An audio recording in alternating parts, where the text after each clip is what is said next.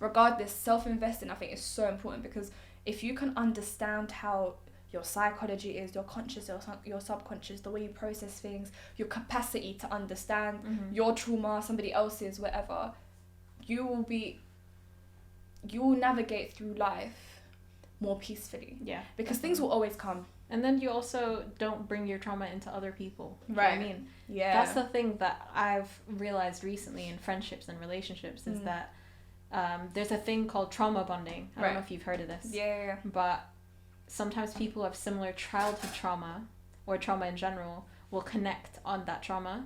But it might not necessarily be a healthy relationship. Yeah. Right? So imagine you both come from a home of physical abuse and you bond on that aspect of physical abuse. Yeah. Even subconsciously, I might not actually tell you, oh, I've been abused, but we'll connect on that subconsciously, right?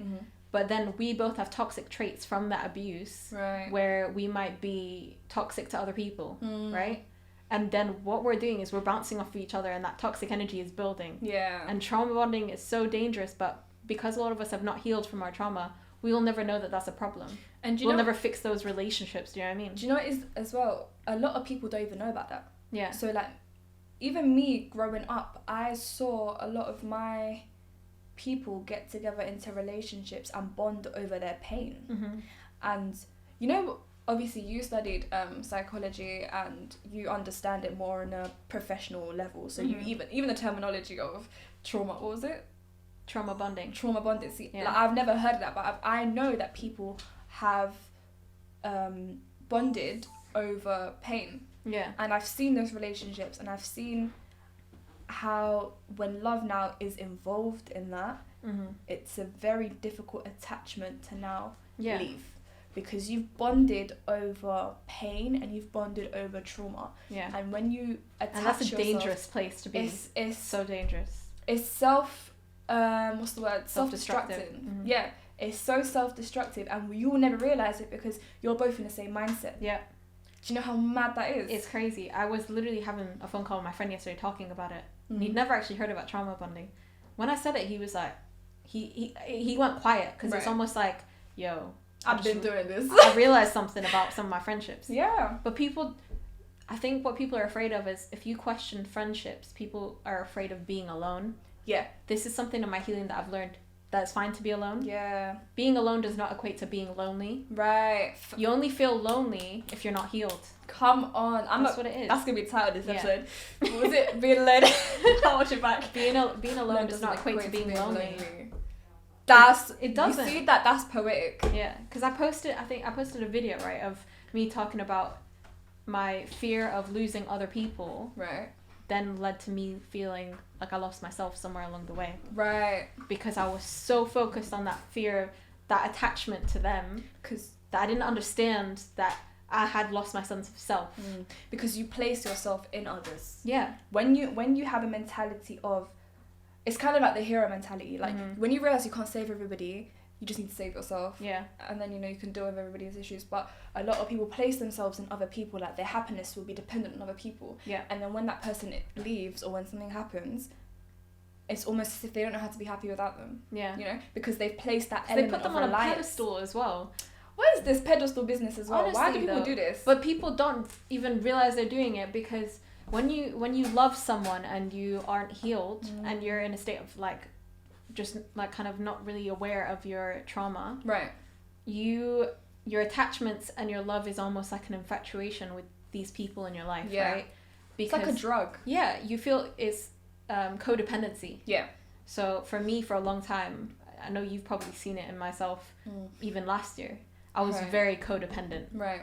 So I had like friends that it was like I was consistently crying all the time, and usually it was about the same thing. Right. And it was like, my friends would be there for me, and I felt like I needed to be around people. Right. But something inside me was like, no matter how much my friends are consoling me, I don't feel good. I don't feel better. Yeah. Like I feel like they placated me for a little while, but it's a temporary satisfaction. Yeah. It's like the concept of a baby, right? When babies cry, like you put them to sleep, they're crying. In psychology, they actually say you're not supposed to just consistently come and like try to calm the baby and stop the baby from crying. Let them cry for a little bit. Self-soothing. Right. Because they need to be taught self-soothing, which is, as adults, we need to be taught how to self-soothe, right? I didn't understand this concept as well until I was forced to spend time alone. Now I know how to self-soothe it. Right. If I'm feeling anxious, I'm like, okay, Lena, what are my options for self-soothing? Facts. Can I paint? Can I do some breathing? Can I do some meditation? Yeah, like have a conversation with God. Facts. Journaling, that has been key to my healing. Yeah. Yeah, journaling is when you get your thoughts down on paper. If you're feeling angry or sad or whatever emotion you're feeling, you need to honor those feelings. You don't need to avoid them. By honoring those feelings, it doesn't mean you have to go, oh, hey, Miriam, let me talk to you about this. You could do that. I could call you and tell you all that stuff. But most of the time, that's not going to fully get it out. Yeah, you don't really get anything from because that. You're filtering yourself for people. Right. Whereas if you're writing in a book to yourself, you're not filtering anything. Yeah. You're just being raw, true to yourself. Get it on the paper, come back, read it the next day, and you're like, I don't feel that way anymore. And do you know, it's interesting that there is so many ways for us to do this, because like me and you deal with trauma differently. Like we've healed differently, and I've spoken to you about this actually before. Me personally, I've always just left it with God, and I know it's never that simple. Like I've tried journaling. I don't know what happened to that. Yeah. I don't even know what the journal is. I'll be very honest with you. I do paint, because I think painting is just therapeutic. But everyone's different. Like everyone's healing is going to be different. So you might find that healing, but I might find writing healing, or you might find like art, music. Do you know what I mean? Anything else healing. The best thing about healing is you get to navigate what makes you feel better. And you know what? You don't notice that until you realize that your healing is a reflection of yourself. You know? Like it's you having a conversation with yourself. And because I understand that without God there is no me, without me there is no God type thing. Like that whole alignment. Like when I pray, if I need to cry in that prayer, I'll cry. But the moment my head is off the mat, like I'm done. Like I leave all of my pain and my weight there, because I understand that ultimately, like everything's written. Everything happens for a reason. Like God might have put that situation into my life for me to learn from, for me to understand. There was a lesson in it, or it was a test. Do you get it? So because I have that understanding, I deal with my pain very privately. Yeah. But there's a fine line between dealing with trauma and pain by yourself and leaving it with God, and burying it. Yeah. That's where you have to be careful. You have to make sure that you're actually dealing with it to an extent. Yeah. So if you said you're leaving it with God, that means you still need to have that conversation with God, whether it's in your head or you say it out loud. Yeah, of course. During prayer, do you know what I mean? Right, facts. But you need to have it out. Yeah. I think that's what people are like confusing. They think that healing is just like this one way that everyone has to do. It's not. Yeah. Because even with the therapist that you choose, if you do choose to do therapy, for me, I realized the choice of therapist is so important. Yes. Because it's who you connect with. For me, I had to choose my therapist to be a Muslim therapist and a female specifically, right? Because that's what I felt like I needed. I was listening to myself. And so I think it's so important to just be able to navigate that on your own. Do you know what? You said something key, and you said I was listening to myself. And a lot of people, when they're trying to deal with pain and they're trying to heal, the first thing they do is they go to others, and everybody will come with all this information and overwhelm you and that's what fits them. Shuts down. You're going to shut down because you're not listening to yourself. You're listening to Tom, Dick and Harry. Do you get it? But Tom, Dick and Harry can't live a day in your shoes. Yeah. So... Or they haven't experienced any of my trauma. Do you know what I mean? Yeah, but even, let's be real, even if they did, they wouldn't be able to live a day in your shoes because they're not you. Yeah. Do you get it? So listening to yourself is such an important thing, and I think soul searching is very key to that. Yeah. Because if you have if you have no navigation of your purpose or understanding of who you are, why this has happened to you, anything in that light, you won't be able to ever listen to yourself, because you're going to be contradicting yourself every time. You won't have a sustainable answer. And this is why self-investing is so important. It's key. Like, but also in listening to yourself, I might also contradict that in a little bit, because you listen to yourself, but sometimes, for example, if you're anxious or you have a personality disorder, there are times when you shouldn't listen to yourself. Yeah. But what I mean by that is the voice inside your head. I think it was a quote I read of like, thoughts are not always true, meaning that you don't have to honor every single thought that pops into your head, because for someone who has intrusive thoughts or someone who has negative thinking, that's something that needs to be changed. And I think it's being like, okay, the negative thought hits you, you have to stop it and think, okay, what's something that I can like respond to this with. And do you know what's interesting about that? Even Islamically, yeah, you don't get judged, so you don't get bad deeds for your thoughts. Yeah. Because there's an understanding that your thoughts aren't always yours. Yeah. So there's things that can be implemented into your head, whether they're from God and it's the goodness from that, whether it's from the devil, because the devil is really real. That's jihad. The jihad is the struggle of the soul. Right. The nafs. Yeah. You're fighting yourself. Your fitra. Your own. There's no. I think the problem is most war is actually a war within each other, ourselves. Yeah. Do you know what I mean? I had this conversation yesterday. It's the biggest. Your biggest battle that you'll go through in life is your inner battle, your inner jihad, because a lot of people go. Someone can find themselves at the age of 12. Yeah. But there's also somebody that can find themselves at the age of 45. Do you get it? Everyone's walk of life is different. Yeah. But we all have a soul. Well, people of faith believe we all have a soul. We all have that same moral compass that is within us. Yeah. Whether you find it, your journey to finding it, the guidance that comes with it, however long it takes you is however long it takes you, but it's there. Yeah.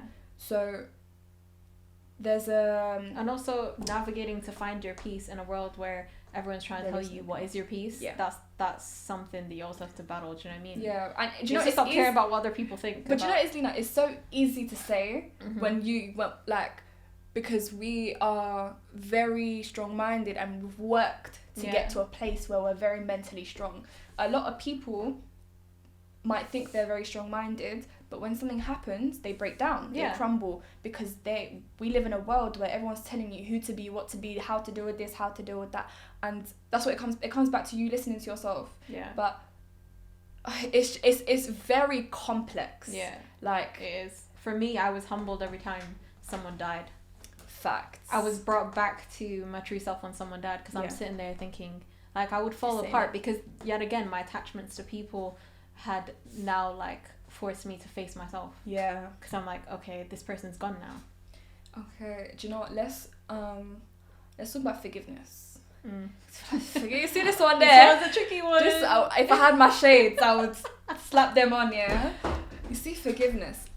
I think I live by. I will forgive you for the sake of God, but I'll never forget. I live by that wholeheartedly. And I had this conversation with my mum the other day, and she we were having a little conversation, and she took the piss at me because she was like, you say you forgive people, but we see how you act differently. And I was like, of course, because if you've done me dirty, as a person of faith, who am I not to forgive you, innit? But you think I'm forgetting? You think I'm gonna act the same so you could do me dirty again? I'll make it known that.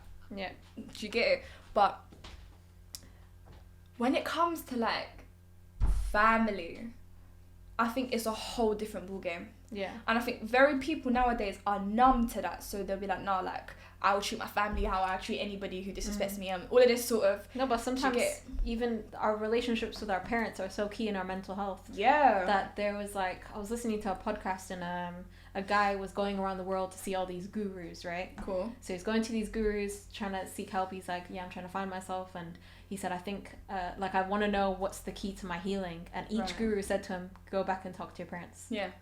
And he said, no, I don't need to talk to my parents, kind of thing. Went to another guru, said the same thing. All of the gurus told him the same thing. So imagine he's searching around the entire world to come back to square one to see his parents. Do you know why that's mad, yeah? Because I had a conversation with someone we both know, and we were talking about, when you're a child, yeah, your parents like Superman and Superwoman. Like your parents, you don't have them as a human. Exactly. You know what I mean? And I think the turning point for every adult is when they realize their parents are individuals and they're human beings. My parents are like me and you, just older and had kids, trying to navigate through this life. They've been our age before. They've gone through the similar struggle that we've been through. And the perfection image that we give them, to gloss over, it really needs to be eradicated, because with me and my parents, when I had that turning point, it helped heal my relationship with them. Yeah. Because I realised, you're really just trying to get by. Yeah. And then actually, a lot of this stuff actually isn't your fault. Yeah. And there's always more to it than we will ever know, because we're their kids. Do you get it? Yeah, I think forgiveness is a big thing, because it's huge. It made me realise that although it's deep, it's never that deep. Yeah. Do you know what I mean? Although the pain... Forgiveness is a state of letting go, and I think in healing, you're going to realise most of healing is just letting go. Yeah. So letting go of things and people and attachments that no longer serve you. Letting go of emotions and feelings that no longer serve you. Forgiveness, letting go of feelings of envy and jealousy and comparison. Right. Sometimes we don't even realize we have these thoughts until we're faced with ourselves and our own thoughts, that we're like, okay, actually, do you know what? I am a little bit jealous of this person. Right. Or I've acted this way around this person because I was being bitter. Do you know what I mean? This is what I say to people, the devil is real. Yeah. Because everybody wants to come and say, like, God and God and God and God. But with God comes the devil. And people forget that so much. Like, sometimes really and truly, especially for a person of faith, not a lot of the time, but sometimes it's not even your parents. It's not even... There is something else there, this bad, evil, demonic energy that is whispering, that is pushing things into other people. Ultimately, we're humans, innit? Because you know this whole, like, petty culture, right? Ooh, we're finna get into it. I feel like it's become so, like, normal now that people encourage it. And I've seen it on social media, like, girls and guys will, like, encourage this petty culture. Like, oh, they were petty. Yeah, like... ghetto kind of thing. I hate when I see man that's not petty. That's not a good thing, because pettiness is like you can't deal with, like, you need to get the last word. Do you know what I mean? It's like that. It's very childish, and it doesn't actually benefit anyone, and it definitely does not benefit the person that's being petty to begin with. Bro, I'll be honest. I was in a clubhouse room. I will be honest, and we were having. There was a group of us, and we were having a conversation with these two American guys, and they were talking about, like, how they must have been in the club or whatever, and his girl, something must have happened. Like, his girl must have seen him on some other female, and she threw a drink at him or something, or they ended up arguing. We were like, rah, like, what happened? What did you do? Tell me why he said he ordered a bottle and poured it all over her. You know, I was spun. That's just embarrassing. I was spun. I was like, you're not a man. I'm sorry. I said it to him. I said, I'll be honest, you're not a man. Problem with pettiness is people think that it's a reflection of the person they're being petty towards, right? But it's actually a reflection of their own character. Fact. It's a reflection of your ego. Something's disturbed your peace so much that you felt like you had to retaliate. Yeah, and retaliate in a way that is... What's demeaning? Like, like, you didn't benefit you don't even look like the better person in that outcome. Do you get it? So, what is... You see petty people, I just don't understand it. Just, you see my bubble? I've also learned to not give a response sometimes. Yeah, not everybody needs energy. There's times when people have talked to me and I might not agree with them, and I realised, you know what, Lena, you don't actually have to entertain this. Facts. If it's social media, just delete and block. Call it a day. Do I need to have a long thread with someone that I don't even know? First of all, social media is not by force. You don't have to be on my page. You don't have to be in this clubhouse room. You don't have to be here listening. You don't have to be involved. You don't have to be creeping. Everything's a choice in life. I'll be honest, even in real life, I don't have to be... If there was a situation and a topic arise that I didn't agree with, and now you're like... you know what you're doing, I'll walk away. Do you know how many times I've just walked away? Yeah. And then people will come and tell me I'm rude. I don't need to be involved. That's actually the best thing to do, is walk away. Yeah, because me as like well. I've had literally... me as well is definitely the best decision. The same with me. I've had people, like, yelling aggressive things to me because I disagreed with them on something, right? And instead of me sitting there and be like, do you know what? Like, because I could get angry easily, right? Facts. But I decided, you know what? I'm looking at this person, I'm looking at the situation around me, and I'm thinking, nah, I'm leaving. I just walked away. Do you know how G that is, though? But they yelled. Imagine I'm walking down the street, I can still hear them yelling. I was like, especially put my headphones in and walked. You know when it's a man doing this dumb shit to you as a female, as a woman, and you're walking down, like, you're just walking ends. Yeah. And then something happens, and now there's a whole groan. Are you not embarrassed? Why are you screaming at a female? You're grown. But it's just like, you know, your piece is worth more than that momentary of, like, winning. Do you know what I mean? I think people feel like when they're being petty, they feel like they need to win. Because I don't need to win. I'm not competitive. Do you know why? Because our goal isn't this dunya, baby. I know. We're here for something deeper. Like, people are out here living, they're not even living. They're so soaked up in this life. They don't even have the capacity to think beyond it. Yeah. Do you get it? So to them, everything in this life is valuable. Everything in this life means something. So they'll grip onto any win, anything they can gain, they'll try gain it. Whereas, like, with people like us, we're like, okay, cool, but me, I know if I responded to you now, and I've now come and cussed you out, and I've sinned, and then the moment I walk away, God takes my soul, then what go on for me now? Yeah. Exactly. Am I going to hell because I've just told you to fuck off? God forbid. Yeah. It's impossible. I can't do that to my soul. So if you want to come and do that, you can do that by yourself. Yeah. But that's between you and God. Then people get baffled though when you give them no response. They're just like... And it burns them. Like, someone actually said to someone else about me, they said, do you know what? I'm angry because she didn't respond to my pettiness. Like, they wanted to physically hit me and lay hands on me because I wasn't responding to their pettiness. Imagine how, like you've gotten to a level in terms of your mental health and psyche that you have to get someone to see you by being petty. Like, there's a thing called communication, like trying to talk to someone. Yeah. And do you know what? I just think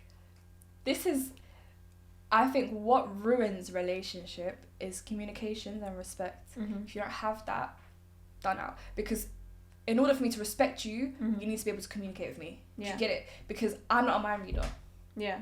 If you're feeling a type of way and you're giving me the silent treatment... That's happened to me sometimes. I'll be honest, I'm a little bit petty. We can play the game. Yeah. I'll be silent too, but it'll come down I don't even think that's pettiness, because it's like you're not being silent to be petty. You're just being silent because they haven't come to you about anything. Do you know what it is, Lena? Like, how are you to know? Because a lot of people will come back and be like, so why don't you initiate this conversation? But if you're the one with the issue, why am I coming to you? Yeah, they should come. That's my mentality towards things. If me and you are, in my eyes, fine, and you yourself have an issue with me, I'll match your energy. If you want to step to me and we can sort it out like adults and we can talk about it. But if not, then why am I wasting my time? Do you think I'm going to come and beg for your friendship? Don't do it. Do you know how mad that is? Don't do it. Don't do it. Don't do it. I think it's the value, like, for example, coming back to forgiveness, right? Yes. I think, for me, I've learned that I can forgive people if they've hurt me, or even forgive myself if I've hurt someone. But also, forgiveness does not mean that you have to devalue yourself and allow this person a space in your life. Facts. Right? I think a lot of people confuse it like, oh, I have to forgive this person and then I have to give them space in my life. They need to still be my friend. Right. Sometimes people disrespect you to a level that you think, do you know what? You've really disrespected me, and I value myself enough to know that I don't want to be friends with you. Right. Because I can just see that we're not matching up. And right, that's fine. Yeah. But I forgive you. And I forgive myself. Do you know how mad that sounds though? It's like, but I forgive you though. Yeah. No, I forgive. Like, you forgive that person. Facts. You don't wish any bad ill on them. Yeah. I've never looked at someone and be like, do you know what? I hope they go to hell, or I hope that life treats them bad, or I hope karma I'd never even say I hope karma gets them, because at the end of the day... I just don't hope anything. Yeah, it's just like, bubble. I hope you have a good life, actually, genuinely, but just not with me in it. Like, I don't need to be in your presence. And Facts. I think a trauma response that often comes up for me is people-pleasing. Which is why, like, forgiveness, I confuse forgiveness with people-pleasing. So I thought that if I was, like, super kind to everyone and I forgave them and I allowed them to be my friend and I was that super good friend that, like, did everything for them, that made me a good person. Do you know what that is? That's a very pure and, like, naive way of thinking. Yeah. And I think when, like, this world will beat you down, sometimes... Although I always say to people, if you have naivety, hold on to that, like grasp onto that, but don't let these people fool you. Yeah, don't let people walk all over you. Don't let people walk all over you. But actually, I recently found out that people pleasing is a form of manipulation. So you're manipulative. No, but you know what's funny about that is that imagine something that you're not intentionally doing, you find out as manipulation. That's what I'm talking about. Shadow work is you're facing something that's not that good about yourself. And this is why perception is important.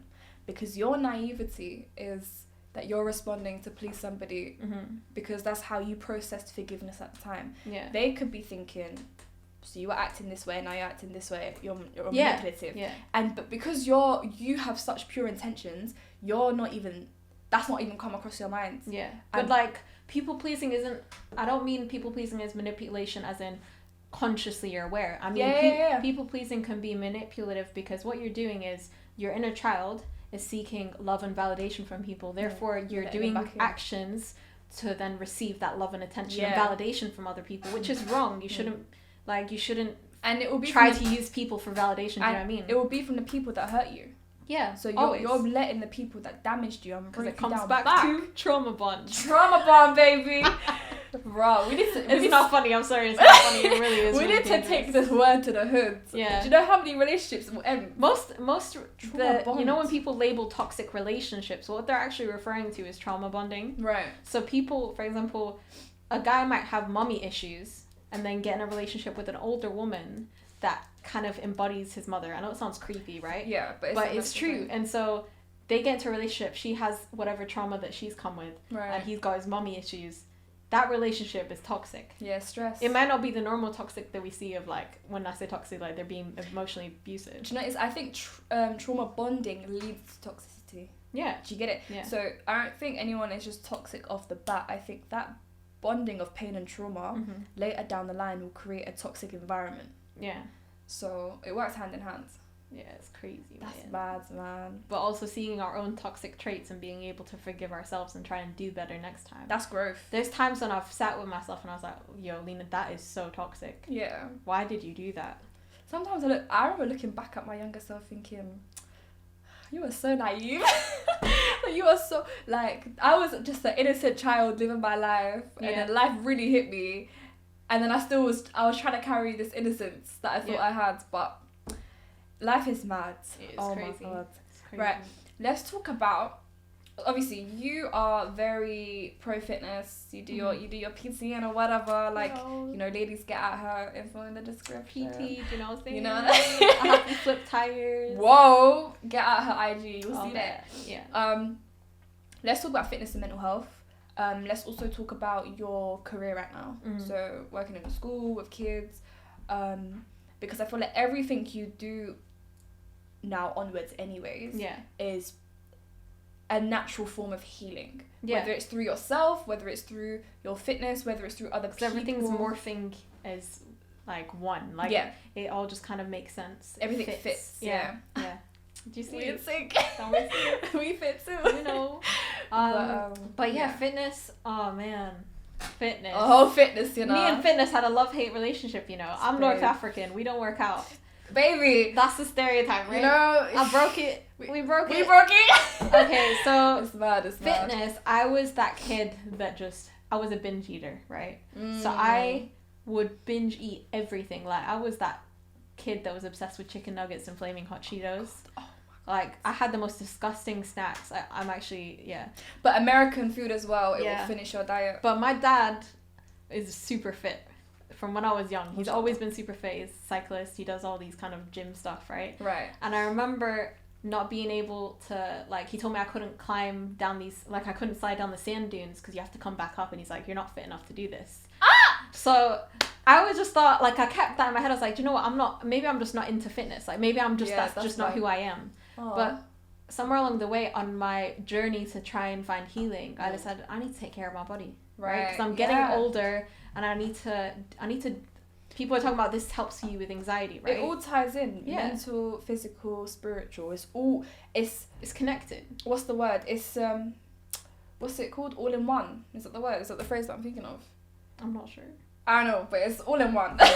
It's all the core of it is the same. Yeah. And I think when you start working on one, you start working on another, and because if you respect your physical health and you take care of it, then naturally, obviously, you get that serotonin from working out anyways. It's like fitness and diet, like they work hand in hand. If you eat well, then you'll learn to train well, and if you train well, you'll seek the benefits of your food. So, but I was working out for years in normal gyms, right? I didn't know what I was doing. I was just doing whatever. Then I came to the street gym. The way street gym. I actually, you know that place. But it's because do you know what the street gym did for me in terms of fitness and mental health is it switched my concept of fitness. I thought fitness was you have to do this routine and that's it, and like that's how you get the body. But for me, I didn't realize that fitness can actually be a form of like child play. Like, you know, when you're a kid, you go outside and you play and you have fun. Yeah. To me, when I go to the gym, it's my playground. Do you know what? This is why I like this conversation, because me and you do different things. You're very fitness based. I'm sports based. Yeah. So I've done sports my whole life, and then obviously I'm not sports. Even so bad. prior to street gym. So I was boxing the year prior, anyways, and then I came and I met everybody, and then, you know, boxing and all that sort of stuff, and it unraveled itself. And I remember one time, I think what we wanted to train together, and you were like, Miriam, let's do legs. And I'm like, what? You were shook. I don't do individual like body parts. I'm just here to box, hit a few people, hit a few bags. Do you know what's great about the street gym is that I can delve into different classes and try new things. That's what got me into it, is like, fitness is just not just one thing. You can do so many different things, and that's considered fitness. Yeah. Like I could do a circuit class, but then go do like specific like training, or I could go flip tires and get a hammer and start slamming on the tire. Do you know what I mean? Do you know what? Have you ever cried whilst training? Yeah, so many times. Really? Do you know what I do? At the street gym, Bro Ben knows this, right? Oh my Ask god. Bro Ben. Shout out to Bro Ben. I train outside at the street gym when it's raining. And I'll put my headphones in, and I have my cap on. I'll be crying. That's wild. But I'll be angry because I don't process my anger by coming out on other people. I'll do it in my fitness. So that's the time when I've cried during working out. But if I'm like around other people, it's not gonna happen. Do you know what? I think one time I was with Rafia, and it was morning, like early morning, and what's it called? Nobody was at the gym, and I was going through some shit. Like, like mentally, I was finished. I remember we were just training, and then he looked at me and he was like, "Miriam, you okay?" And I was crying during training, but I didn't even realise because my adrenaline was so high. Yeah, because you're so focused on that one thing that you don't even realise that that's what's happening. Yeah, but it's because it's coming out. And you know, everything's coming out. This is why I've always been more of a sports person. Because if you were to tell me to come and run, what? Do you know who I am? I don't run. I don't really. Running, look, I don't mind a little cycle here and there because it's vibes, but I don't. But also, people like confuse fitness with just cardio for women. Yeah, that's the problem. When I got into weights, that's when it transformed my life. Over. Weights to me, everything. Do you know what? Your weights are like these. Yeah. Your weights is like how me and boxing are. For me, weights is what made me feel empowered. That's when I realized I was strong physically. Right, I was like, wow, like when I've been working. I've got muscles. Wow. Me, strength. I started to get abs. I was like, what's happening? But I see fitness as play. Yeah. And I think growing up, the older I get, I mean, I'm still young, but I'm 27, right? I love that, yeah. But I've realized something that's helped me also in healing and feeling good alone is you need to learn how to still be able to play. Definitely. I think too many adults are carrying and like, they're trying to pretend to be adults. Like, on the inside, we're still kids, right? And I think we always will be. Like, we will always have the childhood version of ourselves somewhere in us. Yeah. And you gotta protect it. Yeah, and you gotta nurture it. Honestly, I think that's when somebody is really good, when they can tap in and out of that. Like, when you need to be an adult, because ultimately you are your age. You're serious when you need to be when it comes to work, right? But your heart is your inner child. Yeah. And I think that's lit. That's why even my job, so I'm a LSA, a learning support assistant in a primary school. I love my job. It may not be the most like glamorous job. It might not be like the best paid job, right? But for me, coming out of my degree, the one thing that I knew I wanted to do is help children. Right. Yeah. And that's always kind of been my thing. I've always wanted to help people. I didn't necessarily know exactly what career I wanted to go into. Right. But when I started this job, I just felt like, wow, this is my calling. Yeah. Because children can connect with me. They feel safe with me. I understand so many things about how child development can then affect adulthood. Right. And so I can help them navigate a little bit with the time that I do get to have with them. And for especially children with like autism and ADHD, they're very misunderstood amongst people. And so it's amazing to see my job and then have my job and see progress within these kids and then see their faces light up when they've been able to achieve something that they find difficult to do. And that in itself is inspiring for me within my own healing to be like, I'm gonna, do you know what, that's amazing. I need to work on that for myself. Facts, yeah. So it's a rewarding job. Any job working with kids is rewarding. I think it's very purifying for the soul as well. Like, it's very difficult as well though. Yeah. Because what people don't understand is like when there's safeguarding issues with kids and you have a lack of control, that's another thing. Remember I said about healing and letting go? You have to let go of control. As in, if you believe in God and you have this spiritual journey that you're on, you have to understand that many things that you wish you had control over, you don't, and you have to let it go and be with God. You don't understand that nothing is in your hands. Yeah. And the worst thing is when you're working with kids and you know that to a certain extent you can help them, but you can't. Yeah. You can never save anyone. Yeah. And I think that's the most painful thing about working with children sometimes is, especially if you're someone who's had childhood trauma and abuse, is you look at them and you see yourself. Yeah. But the only thing I can really do in my job is I realized this the other day. I was like, the best part about my job is I can be this person for them that I needed when I was their age. And I think that's when people go through a lot, they tend to go into careers where they wish they had the help they could have had. Yeah. And I think there's a blessing in that because you could save somebody without knowing that you saved them. Oh yeah. Without definitely. even them knowing that they needed that. Do you get it? And I think that is probably one of the most, in my eyes anyways, high valued jobs, careers, anything that you could do where you can help somebody without them even realizing, without you even realizing. Yeah.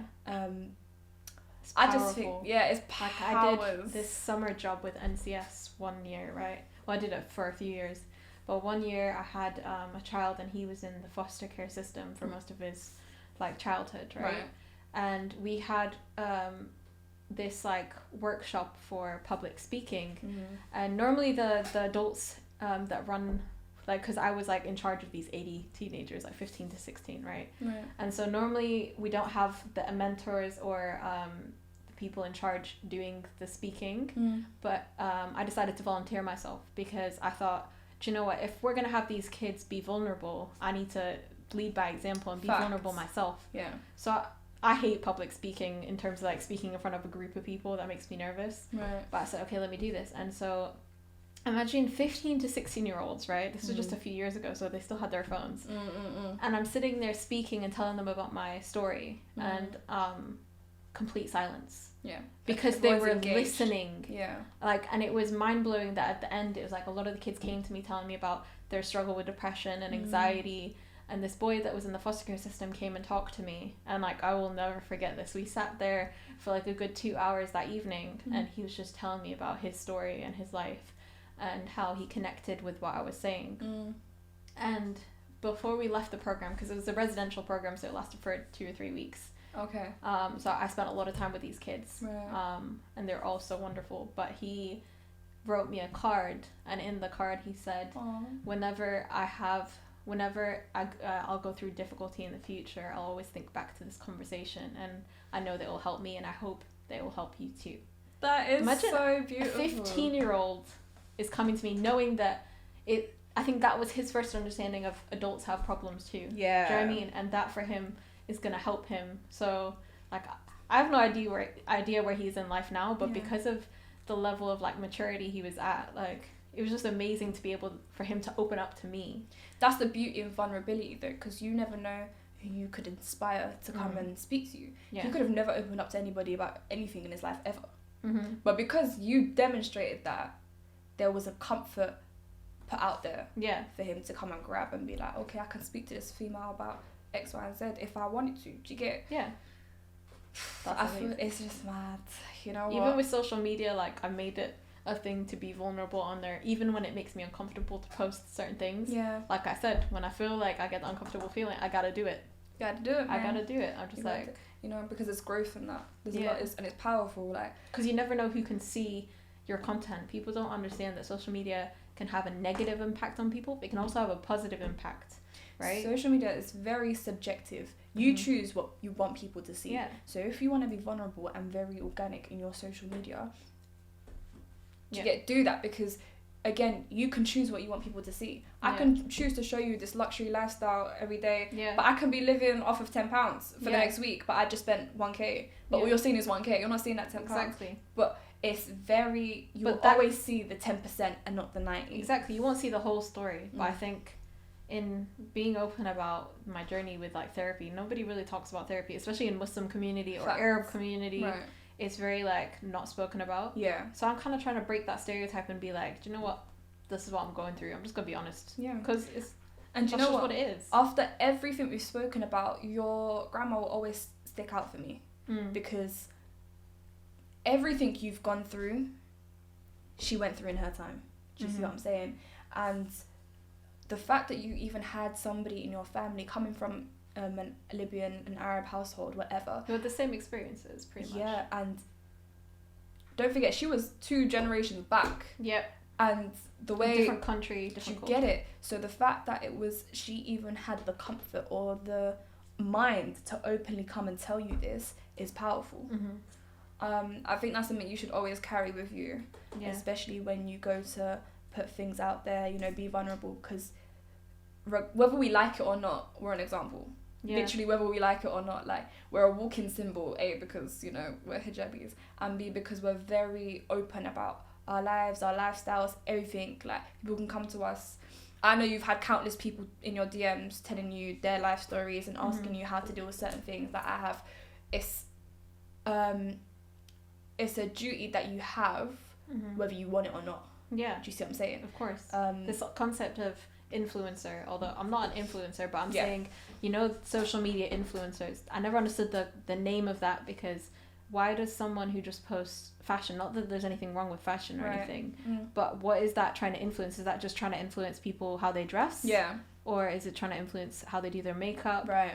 But the problem is that sometimes I've seen women specifically is like they'll compare themselves to these people who orchestrated the perfect picture, which is creative content, right? 10%. But they've spent how much time trying to create this content to look picture perfect. Yeah. I like those people that actually show the behind the scenes of it. It's always about the journey, not the destination. Yeah. Do you get? And that goes back to us talking about how we want to skip everything and just end up where we end up. Yeah, you can't just go from this to that and be an expert. That's what I'm saying. Like, and I think the older you get, the more you value the journey over the destination. If the destination comes, it comes, but you know that the value lies within your journey.